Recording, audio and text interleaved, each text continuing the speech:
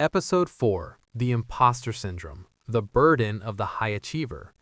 Welcome back to The Inner Architect. I am your host for this journey, and today we are stepping into a territory that affects almost everyone who dares to grow, yet it's the one thing we are all too afraid to talk about.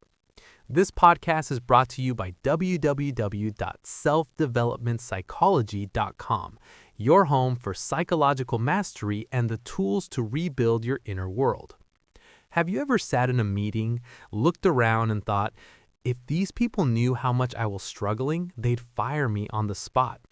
Have you ever achieved something great, a promotion, a degree, a successful project, and instead of feeling proud, you felt like you just got lucky, like you're a fraud who hasn't been caught yet? In psychology, we call this the imposter syndrome. It is the internal experience of believing that you are not as competent as others perceive you to be. And here's the great irony. Imposter syndrome doesn't usually affect people who are actually incompetent. It almost exclusively targets the high achievers, the perfectionists, and the lifelong learners. Today, we are going to dismantle the fraudulent narrative and learn how to use this feeling as a signpost for your next level of growth. Part 1. The Psychology of the Imposter. The term Imposter Phenomenon was first coined in 1978 by psychologists Pauline Clance and Suzanne Imes. They found that despite having every external proof of success, awards, high grades, professional praise, many people remained convinced that they were phonies. Why does this happen? It goes back to our first episode on identity. If your core identity is someone who struggles or someone who isn't quite good enough, your brain cannot compute external success. When you succeed, it creates a clash with your inner map. To resolve this tension, your brain tells a lie. It was luck. It was timing. I just tricked them. At www.selfdevelopmentpsychology.com, we see this as a protective mechanism of the ego. Your ego is trying to protect you from the shame of being found out, so it keeps you small and anxious to prevent you from taking even bigger risks. Part 2. The 5 types of imposters. To reach our 45-minute depth today, I want you to listen closely to these 5 profiles developed by Dr. Valerie Young. See which one sounds like the voice in your head. The perfectionist. You set excessively high goals for yourself, and if you fail to reach them 100%, you experience major self-doubt. The superwoman or man. You feel you must work harder than everyone else to prove you aren't a fraud. You stay late, you take on every task, and you burn out trying to keep up the act. The natural genius. You believe that if you were actually good at something, it should come easily. If you have to struggle to learn a new skill, you feel like a failure. The soloist. You feel that if you ask for help, you are admitting you are a fraud. You think, if I can't do this entirely on my own, I don't deserve the credit. The expert. You feel like you never know enough. You are constantly chasing the next certification or degree, fearing that one day someone will ask you a question you can't answer, and the mask will fall. Which one are you? Identifying the flavor of your imposter syndrome is the first step in disarming it. Part 3. The Dunning-Kruger Effect and the Burden of Knowledge. There's a scientific reason why the better you get, the worse you feel. It's called the Dunning-Kruger Effect. When you're a beginner, you're blissfully ignorant. You don't know how much you don't know.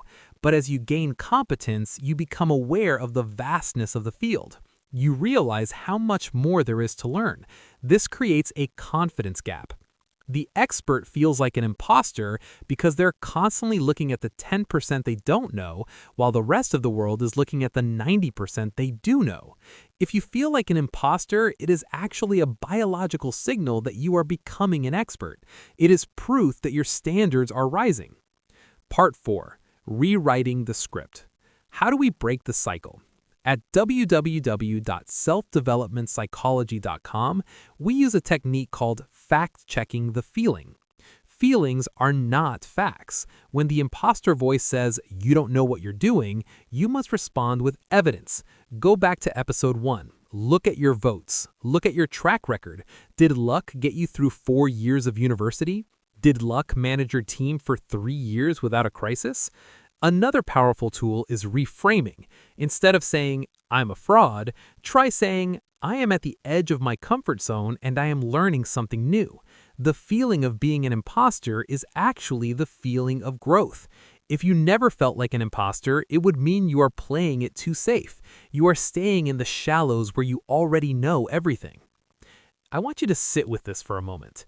Think about your greatest accomplishment. Now, I want you to imagine that accomplishment belonged to a friend. Would you tell that friend they were a fraud?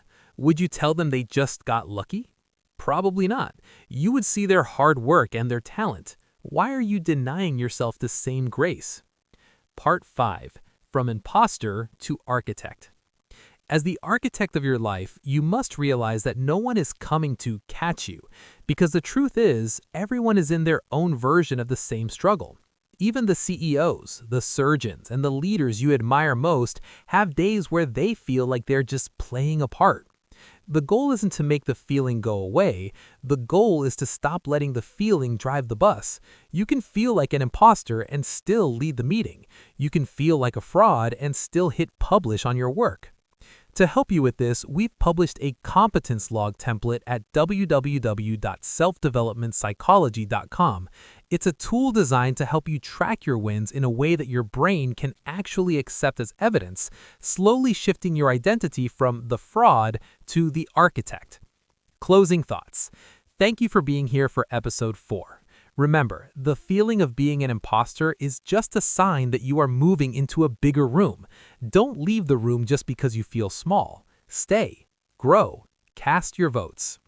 In episode 5, we're going to dive into the world of emotional intelligence 2.0. We will discuss how to manage the inner weather of your emotions so you can stay focused on your vision even when the storms of life hit. This has been a production for www.selfdevelopmentpsychology.com. Until next time, own your success. You earned it.